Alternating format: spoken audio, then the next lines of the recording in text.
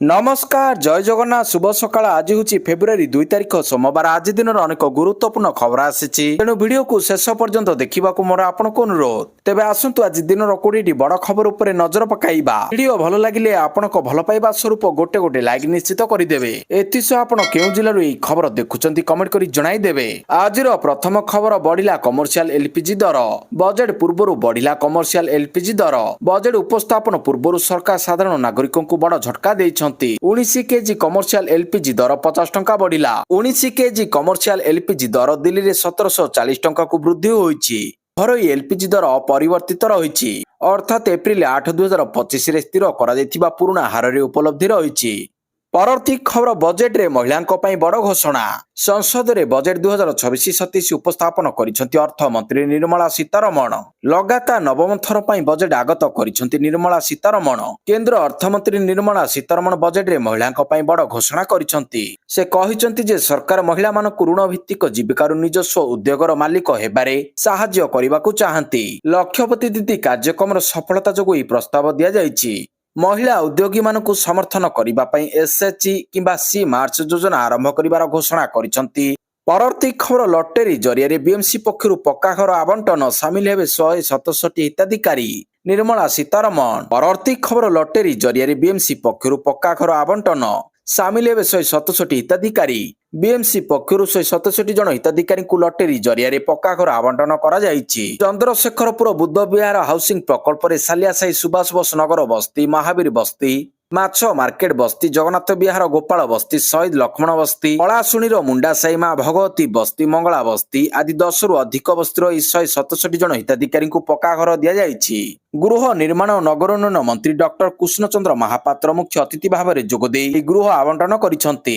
परवर्ती खबर सस्ता हेब कैंसर मधुमेह औषध संसद रे बजेट 2026-27 आगत करिसेंती अर्थमंत्री निर्मला सीतारमण लगातार नवम थर पई बजेट आगत करिसेंती अर्थमंत्री विगत 11 वर्षर आर्थिक अभिवृद्धि नहीं संसद रे तथ्य रखिले निर्मला सीतारमण कैंसर रोगर 17टी औषध हेब सस्ता 7टी दुर्लभ रोगर औषध हेब सस्ता परवर्ती खबर माघ पूर्णिमा प्रयागराज रे श्रद्धालुओं भिड़ पवित्र बुड़ पकाइले 90 लक्ष भक्त प्रयागराज रे आयोजित होइतिबा माघ पूर्णिमार स्नान उत्सव रे प्राय 90 लक्ष श्रद्धालु संगम एवं गंगा रे पवित्र बुड़ पकाइथिबा जने अधिकारी सूचना दैछन्ति प्रबल ठंडा हेबा सत्वे शनिवार मध्यरात्रि श्रद्धालु माने माघमेला रे पहुंची स्नान जारी रखिथिले से आहुरी मध्य कहिसेंति सकाळ 8टा सुधा प्राय 90 लक्ष श्रद्धालु गंगा एवं संगम रे पवित्र बुड़ पकाइछन्ति परवर्ती खबर बजेट रे महंगा हला मद सिगारेट एवं पान मसला केंद्र अर्थमंत्री निर्मला सीतारमण केंद्रीय बजेट 2024 उपस्थापन करिसेंति एहा तांकर लगातार नवम बजेट हेबो एहा तांकर लगातार नवम बजेट ए बजेट रे खाली हेबो निसाडींक पॉकेट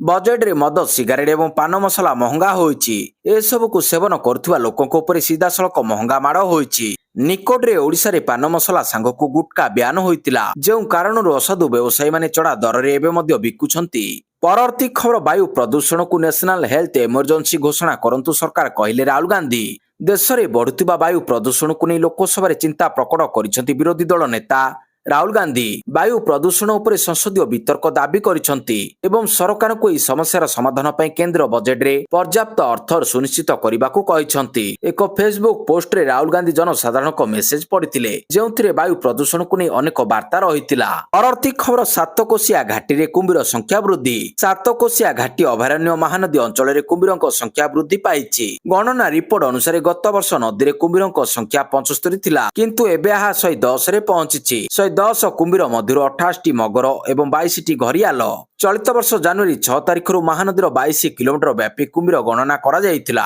70 जन वन अधिकारी एवं गवेषकों को नहीं मोट 14टी दल এই অঞ্চଳରେ गणना करथिले परवर्ती खबर आयुर्वेद रे 3टी नूतन एम्स निर्माण करा जिवो संसद रे बजेट 2026-27 उपस्थापन करिसंती अर्थ मंत्री निर्मला सीतारमण से कहिसंती आयुर्वेद रे 3टी नूतन एम्स निर्माण करा जिवो उच्च मानर आयुर्वेदिक उत्पादन रप्तानी करा जिवो युवपीढ़ी को कैरियर रो पथ प्रदान करिबा पई एक योजना अना जिवो आगामी 5 वर्ष मध्य 1 लाख विशेषज्ञ स्वास्थ्य सेवा वृत्तिगत सृष्टि करा जिवो 1.5 लाख जतनवान को तालीम दिया जिवो ପରବର୍ତ୍ତୀ ଖବର ଛାତ୍ରୀମାନଙ୍କୁ ନିର୍ମଳା ସୀତାରମଣଙ୍କ ଉପହାର ପ୍ରତ୍ୟେକ ଜିଲ୍ଲାରେ ବାଳିକା ହଷ୍ଟେଲ 2024-27 ଆର୍ଥିକ ବର୍ଷ ପାଇଁ କେନ୍ଦ୍ରୀୟ ବଜେଟ୍ ଶିକ୍ଷାଗତ ବିକାଶ ଏବଂ ସାମାଜିକ ଭିତ୍ତିଭୂମି ଉପରେ ଧ୍ୟାନ ଦିଆଯାଇଛି। ଅର୍ଥମନ୍ତ୍ରୀ ନିର୍ମଳା ସୀତାରମଣ ଦେଶବ୍ୟାପୀ ପ୍ରମୁଖ ଶିଳ୍ପ ଏବଂ ଲଜିଷ୍ଟିକ୍ ହବ୍ ନିକଟରେ 5ଟି ବିଶ୍ୱବିଦ୍ୟାଳୟ ଟାଉନସିପ୍ ପ୍ରତିଷ୍ଠା କରିବାକୁ ପ୍ରସ୍ତାବ ଦେଇଥିଲେ। ପ୍ରତ୍ୟେକ ଜିଲ୍ଲାରେ ଗୋଟିଏ ବାଳିକା ହଷ୍ଟେଲ ରହିବ, ଯାହା ମହିଳା ଛାତ୍ରୀଙ୍କ ଶିକ୍ଷା ଏବଂ ସୁରକ୍ଷାକୁ ଉନ୍ନତ କରିବ।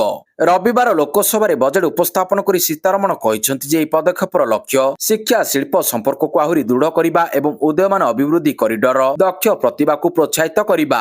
ପରବର୍ତ୍ତୀ ଖବର ଏପ୍ରିଲ 1ରୁ ନୂଆ ଆୟକର ନିୟମ। ସଂସଦରେ ବଜେଟ୍ 2026-27 ଉପସ୍ଥାପନ କରିଛନ୍ତି ଅର୍ଥମନ୍ତ୍ରୀ ନିର୍ମଳା ସୀତାରମଣ।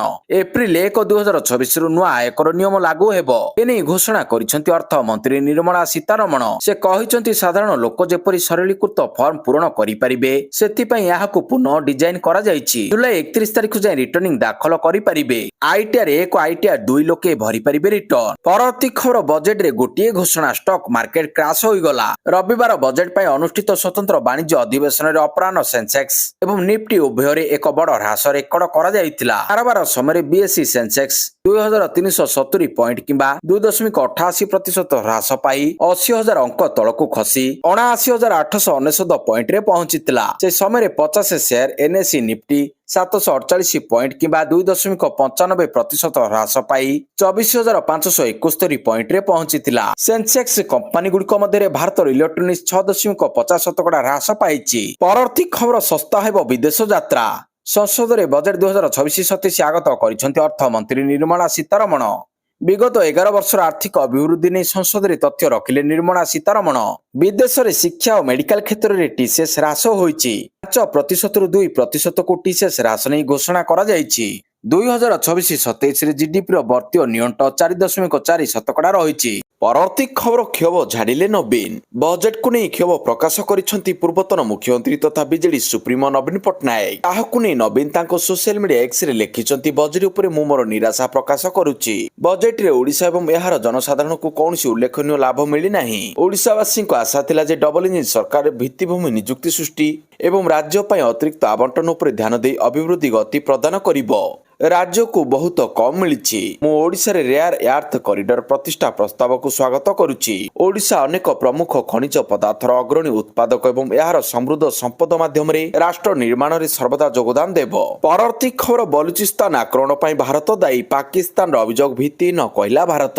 ବେଲୁଚିସ୍ତାନରେ ହୋଇଥିବା ଆକ୍ରମଣକୁ ନେଇ ପାକିସ୍ତାନ ପକ୍ଷରୁ ଭାରତ ମୁଣ୍ଡରେ ଅଠା ବୋଳିବାର ପ୍ରୟାସ କରାଯାଉଥିବା ବେଳେ ଏଭଳି ଅଭିଯୋଗକୁ ଭାରତ ଭିତ୍ତିହୀନ ବୋଲି କହିଛି। ଏହା ପାକିସ୍ତାନର ଆଭ୍ୟନ୍ତରୀଣ ବିଫଳତାକୁ ଧ୍ୟାନ ହଟାଇବା ପାଇଁ କରାଯାଇଥିବା ଏକ କୁଚିତ ରଣନୀତି ବୋଲି ଭାରତ କହିଛି। ଆମେ ପାକିସ୍ତାନ ଦ୍ୱାରା ଲଗାଯାଇଥିବା ଭିତ୍ତିହୀନ ଅଭିଯୋଗକୁ ସ୍ପଷ୍ଟ ଭାବରେ ଖଣ୍ଡନ କରୁଛୁ ବୋଲି ବୈଦେଶିକ ମନ୍ତ୍ରଣାଳୟର ମୁଖପାତ୍ର ରଣଧୀର ଜୟସ୍ୱାଲ ଏକ ବିବୃତ୍ତିରେ କହିଛନ୍ତି। ପରବର୍ତ୍ତୀ ଖବର, ବଦଳିଲା ଜଳନ୍ଧର ବିମାନ ବନ୍ଦରର ନାମ। ଜଳନ୍ଧର ଆଦମପୁର ବିମାନ ବନ୍ଦରର ନାମ ପରିବର୍ତ୍ତନ କରାଯାଇଛି। ଏହା ଏବେ ଶ୍ରୀ ଗୁରୁ ରବିଦାସ ଜୀ ମହାରାଜ ବିମାନ ବନ୍ଦର ଭାବରେ ଜଣାଯିବ। ସେ ଲୁଧିଆନା ବିମାନ ବନ୍ଦରରେ ନୂତନ ଟର୍ମିନାଲକୁ ଭର୍ଚୁଆଲ ଭାବରେ ମଧ୍ୟ ଉଦ୍ଘାଟନ କରିଥିଲେ। ହାଲୱାର ବିମାନ ବନ୍ଦର ଟର୍ମିନାଲକୁ ଉଦ୍ଘାଟନ କରିବା ପରେ ପ୍ରଧାନମନ୍ତ୍ରୀ ମୋଦି ପ୍ରସ୍ଥାନ କରିଥିଲେ। ପୂର୍ବରୁ ପ୍ରଧାନମନ୍ତ୍ରୀ ମୋଦି ଏକ୍ସରେ ସନ୍ଥ ରବିଦାସଙ୍କୁ ଶ୍ରଦ୍ଧାଞ୍ଜଳି ଅର୍ପଣ କରିଥିଲେ। ପରବର୍ତ୍ତୀ ଖବର, କର୍ପୋରେଟ ଜଗତ ପାଇଁ ଏହି ବଜେଟ୍ ସାଧାରଣ ଜନତା ଉପେକ୍ଷିତ କହିଲେ ଭକ୍ତ। ଓଡ଼ିଶାକୁ ପୁଣି ଠକିଲେ। 2026-27 ଆଗତ ବଜେଟକୁ ନେଇ ପିସିସି ସଭାପତି ଭକ୍ତଚରଣ ଦାସ କଂଗ୍ରେସ ଭବନଠାରେ ଏକ ପ୍ରେସ୍ ବିବୃତ୍ତିରେ ନିଜର ମତାମତ ଉପସ୍ଥାପନ କରି 2026-27 ଆଗତ ବଜେଟକୁ ନେଇ ପିସିସି ସଭାପତି ଭକ୍ତଚରଣ ଦାସ କଂଗ୍ରେସ ଭବନଠାରେ ଏକ ପ୍ରେସ୍ ବିବୃତ୍ତିରେ ନିଜର ମତାମତ ଉପସ୍ଥାପନ କରି କହିଛନ୍ତି, ଅର୍ଥମନ୍ତ୍ରୀ ଶ୍ରୀମତୀ ନିର୍ମଳା ସୀତାରମଣଙ୍କ ଆଗତ ବଜେଟ୍ ସମ୍ପୂର୍ଣ୍ଣ ଦିଗହୀନ ଏବଂ ଭ୍ରମାତ୍ମକ। ଏହି ବଜେଟ୍ କୃଷକ, ଯୁବକ, ଗରିବ, ନିମ୍ନ ମଧ୍ୟବିତ୍ତ କାହାକୁ ଖୁସି କରାଇ ପାରିବ ନାହିଁ। ଯୁବକମାନଙ୍କ ପାଇଁ କର୍ମ ନିଯୁକ୍ତିର କୌଣସି ଯୋଜନା ନାହିଁ। ପୂର୍ବ ବଜେଟ୍ ଅନୁସାରେ ସରକାର 1 ଲକ୍ଷ କୋଟି ଟଙ୍କା ଖର୍ଚ୍ଚ କରିପାରି ନାହାନ୍ତି। ପରବର୍ତ୍ତୀ ଖବର, ରାତି 10ଟାରେ ଉଠିବ ମହାଦୀପ। ଲିଙ୍ଗରାଜ ମନ୍ଦିର ଟ୍ରଷ୍ଟ ବୋର୍ଡ ବୈଠକରେ ନିଷ୍ପତ୍ତି। ପବିତ୍ର ମହାଶିବରାତ୍ରି ଅବସରରେ ଶ୍ରୀ ଲିଙ୍ଗରାଜ ମନ୍ଦିରରେ ରାତି 10ଟାରେ ମହାଦୀପ ଉଠିବ। ଏ ନିଷ୍ପତ୍ତି ଲିଙ୍ଗରାଜ ମନ୍ଦିର ଟ୍ରଷ୍ଟ ବୋର୍ଡର ଜାଗର ପ୍ରସ୍ତୁତି ସମ୍ପର୍କିତ ବୈଠକରେ ଗ୍ରହଣ କରାଯାଇଛି। ଖୋର୍ଦ୍ଧା ଜିଲ୍ଲାପାଳ ତଥା ଲିଙ୍ଗରାଜ ମନ୍ଦିର ଟ୍ରଷ୍ଟ ବୋର୍ଡର ଅଧ୍ୟକ୍ଷ ଶ୍ରୀ ଅମୃତ ଋତୁରାଜଙ୍କ ଅଧ୍ୟକ୍ଷତାରେ ଅନୁଷ୍ଠିତ ଏହି ବୈଠକରେ ମହାଶିବରାତ୍ରି ଜାଗର ନୀତି ଓ ପରିଚାଳନା ସମ୍ପର୍କରେ ବ୍ୟାପକ ଆଲୋଚନା କରାଯାଇଛି। ବୈଠକରେ ହୋଇଥିବା ଆଲୋଚନା ଅନୁସାରେ ନିଅଂଶ ପାଳି ସମ୍ପର୍କିତ ବ୍ୟବସ୍ଥା ନେଇ ମନ୍ଦିର କାର୍ଯ୍ୟନିର୍ବାହୀ ଅଧିକାରୀ ଆବଶ୍ୟକ ନିଷ୍ପତ୍ତି ନେବେ। ପରବର୍ତ୍ତୀ ଖବର ଇତିହାସ ରଚିଲେ କାର୍ଲୋସ ଆଲକରାଜ। ରବିବାର ମେଲବର୍ଣ୍ଣରେ ବର୍ଷର ପ୍ରଥମ ଗ୍ରାଣ୍ଡ ସ୍ଲାମ ଅଷ୍ଟ୍ରେଲିଆନ୍ ଓପନ 2024 ନିଜ ନାମରେ କରିଛନ୍ତି ସ୍ପେନର ଟେନିସ ତାରକା କାର୍ଲୋସ ଆଲକରାଜ। 22 ବର୍ଷୀୟ ଆଲକରାଜ ପୁରୁଷ ଏକକ ଫାଇନାଲରେ ମହାନ ଖେଳାଳି ନୋଭାକ ଜୋକୋଭିଚଙ୍କୁ 2-6, 6-2, 7-5 ସେଟରେ ହରାଇଛନ୍ତି। ନୋଭାକ ଜୋକୋଭିଚଙ୍କୁ 2-6, 6-2, 7-5 ସେଟରେ ହରାଇଛନ୍ତି। ଆଲୋକରାଜଙ୍କ ଏହା ସପ୍ତମ ଗ୍ରାଣ୍ଡ ସ୍ଲାମ ଟାଇଟଲ। ସ୍ପେନର ଏହି ଖେଳାଳି ଗ୍ରାଣ୍ଡ ସ୍ଲାମର ସବୁ ଟାଇଟଲ ଜିତିବାରେ ବିଶ୍ୱର ସର୍ବକନିଷ୍ଠ ଖେଳାଳି ହେବାର ଉପଲବ୍ଧି ହାସଲ କରିଛନ୍ତି। ପରବର୍ତ୍ତୀ ଖବର ବଜେଟ୍ ଉପରେ ଘୋର ବର୍ଷିଲେ ପଶ୍ଚିମବଙ୍ଗର ମୁଖ୍ୟମନ୍ତ୍ରୀ। ଅର୍ଥମନ୍ତ୍ରୀ ନିର୍ମଳା ସୀତାରମଣ 2024 ବଜେଟ୍ ଉପସ୍ଥାପିତ କରିଛନ୍ତି। ବଜେଟକୁ ନେଇ ନିରାଶା ପ୍ରକାଶ କରିଛନ୍ତି ବିରୋଧୀ ଦଳ ନେତା। ପଶ୍ଚିମବଙ୍ଗ ମୁଖ୍ୟମନ୍ତ୍ରୀ ମମତା ବାନାର୍ଜୀ ଏହି ବଜେଟକୁ ତୀବ୍ର ସମାଲୋଚନା କରି ଏହାକୁ ହମ୍ପଟି ଡମ୍ପଟି ବଜେଟ୍ ବୋଲି ଆଖ୍ୟା ଦେଇଛନ୍ତି। ବଜେଟ୍ ଉପସ୍ଥାପନ ପରେ ଭାରତୀୟ ସେୟାର ବଜାରରେ ଦେଖାଦେଇଥିବା ବଡ଼ ଧରଣର ହ୍ରାସକୁ ସେହି ନର୍ସରୀ ରାଇ ମାଧ୍ୟମରେ କଟାକ୍ଷ କରିଛନ୍ତି। ମମତା ବାନାର୍ଜୀ ଅଭିଯୋଗ କରିଛନ୍ତି ଏହି ବଜେଟରେ ପଶ୍ଚିମବଙ୍ଗ ପାଇଁ କୌଣସି ଆର୍ଥିକ ସହାୟତା ପ୍ରଦାନ କରାଯାଇ ନାହିଁ। ସେ କହିଛନ୍ତି ଏହି ବଜେଟ୍ ଦିଗହୀନ, ଦୃଷ୍ଟିହୀନ ଏବଂ ଜନବିରୋଧୀ ଅଟେ। ଏହା ମହିଳା, କୃଷକ, ଶିକ୍ଷା ଏବଂ ଅନୁସୂଚିତ ଜାତି ଓ ଜନଜାତି ବିରୋଧୀ। ପରବର୍ତ୍ତୀ ଖବର ଓଡ଼ିଶା ପାଇଁ ବଡ଼ ଘୋଷଣା। କେନ୍ଦ୍ରୀୟ ଅର୍ଥମନ୍ତ୍ରୀ ନିର୍ମଳା ସୀତାରମଣ ସଂସଦରେ 2024-27 ଆର୍ଥିକ ବର୍ଷ ପାଇଁ ବଜେଟ୍ ଉପସ୍ଥାପନ କରି ଖଣିଜ ଓ ଲଜିଷ୍ଟିକ୍ କ୍ଷେତ୍ରରେ ଏକ ବଡ଼ ଘୋଷଣା କରିଛନ୍ତି। ଦେଶର ଖଣିଜ ସମ୍ପଦର ସଦୁପଯୋଗ କରିବା ଏବଂ ଆମଦାନୀ ଉପରେ ନିର୍ଭରଶୀଳତା କମାଇବା ଲକ୍ଷ୍ୟରେ ଓଡ଼ିଶା, କେରଳ, ଆନ୍ଧ୍ରପ୍ରଦେଶ ଅର୍ଥମନ୍ତ୍ରୀ କହିଛନ୍ତି 2025 ନଭେମ୍ବରରେ ଆରମ୍ଭ ହୋଇଥିବା ରେୟାର ଆର୍ଥ ପରମାନେଣ୍ଟ ମ୍ୟାଗ୍ନେଟ୍ ଯୋଜନାକୁ ଏହି ନୂତନ କରିଡର ଆହୁରି ସୁଦୃଢ଼ କରିବ। ଏହାଦ୍ୱାରା ଇଲେକ୍ଟ୍ରୋନିକ୍ସ, ଇଭି, ଡିଫେନ୍ସ ଓ ଗ୍ରୀନ୍ ଏନର୍ଜି କ୍ଷେତ୍ରରେ ଭାରତ ଆତ୍ମନିର୍ଭର ହେବାର ସାହାଯ୍ୟ ମିଳିବ। ପରବର୍ତ୍ତୀ ଖବର ବଜେଟ୍ ସବୁ ବର୍ଗ ପାଇଁ ସହାୟକ କହିଲେ ମୁଖ୍ୟମନ୍ତ୍ରୀ ମୋହନ ମାଝୀ। କେନ୍ଦ୍ର ଅର୍ଥମନ୍ତ୍ରୀ ନିର୍ମଳା ସୀତାରମଣ 2024-27 ବର୍ଷ ପାଇଁ କେନ୍ଦ୍ର ବଜେଟ୍ ଉପସ୍ଥାପନ କରିଛନ୍ତି। ଏହି ବଜେଟ୍ ଏକ ଅଭିବୃଦ୍ଧିମୂଳକ ବଜେଟ୍। ସମାଜର ସବୁ ବର୍ଗର ଲୋକଙ୍କୁ ଅଭିବୃଦ୍ଧି ଉପରେ ଏଥିରେ ଗୁରୁତ୍ୱ ଦିଆଯାଇଛି। ଯୁବଶକ୍ତିର ବିକାଶ ଉପରେ ସ୍ୱତନ୍ତ୍ର ଫୋକସ ରହିଛି ବୋଲି କହିଛନ୍ତି ମୁଖ୍ୟମନ୍ତ୍ରୀ। ଅର୍ଥମନ୍ତ୍ରୀ ସୀତାରମଣଙ୍କର ଏହା ହେଉଛି କ୍ରମାଗତ ନବମ ବଜେଟ୍। ଏଥିରେ ଅସ୍ପଷ୍ଟତା ବଦଳରେ ସ୍ପଷ୍ଟ କାର୍ଯ୍ୟାନ୍ୱୟନ ଉପରେ ଗୁରୁତ୍ୱ ଦିଆଯାଇଛି।